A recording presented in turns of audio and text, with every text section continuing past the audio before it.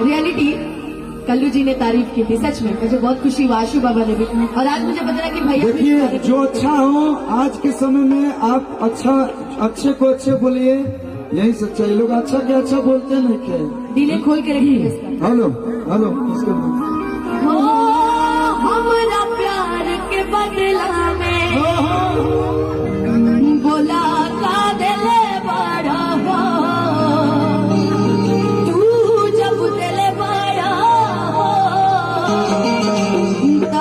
दगा दिल बड़ा हो, कि तू जब दिल बड़ा हो दगा दिल बड़ा हो, कि दिल ना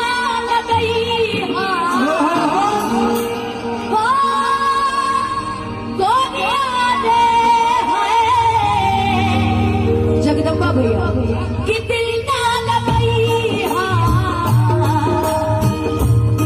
जाती अब जा जा जा जा भुला जाए, अब जा जा जा जा जा जा भुला जाए, ये हो दुनिया में नहीं है तुम्हारा सिवा, तुम्हारा सिवा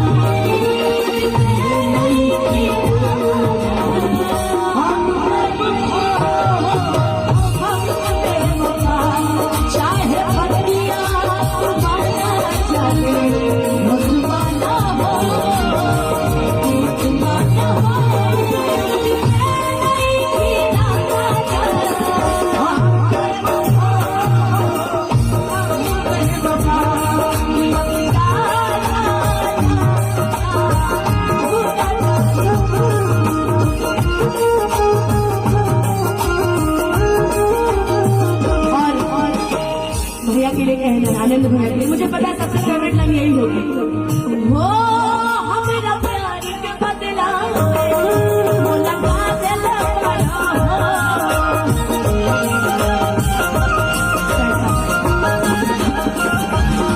हमारा प्यार के बदला वो लगा दिल बड़ा हो, तू जब दिल बड़ा हो लगा दिल बड़ा हो, लगा दिल बड़ा हो, जब दिल बड़ा हो याद बात आई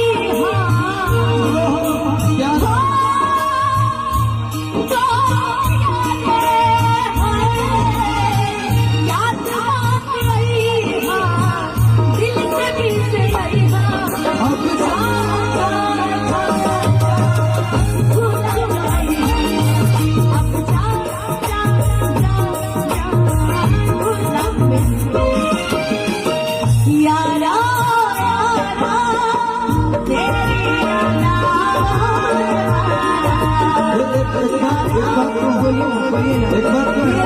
भैया जगदम्बा भैया। हम दोनों ने एल्बम में बहुत सारा गीत गाया है, साथ में परफॉर्म भी किया, आगे पीछे यहाँ के गा के निकल गई। मैंने स्पेशली आपको इसी गीत के लिए भैया ने बोला ये प्रोग्राम आपका है, ये जितना हम लोग केवल अपना टीम लेके आते हैं। भैया ने बोला साउंड लाइट ये सब कुछ हमको कुछ नहीं चाहिए, सब आपको देखना है। और बहुत बहुत धन्यवाद महेश भाई, गुड्डू चाचा जो आप लोगों ने बहुत अच्छा किया।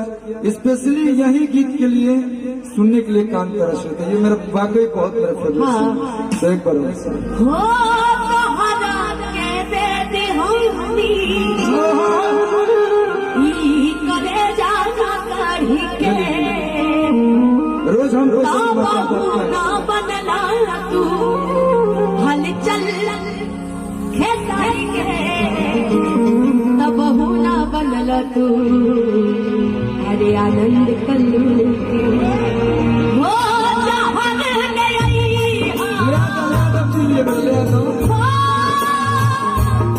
गोरिया गोरिया गोरिया जहान ने आई हम के पिया अब जा जा जा जा भुला जाए अब जा जा जा जा भुला जाए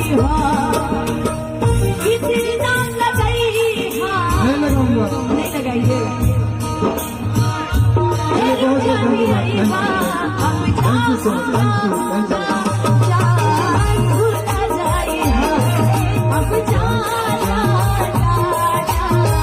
भूला जाए।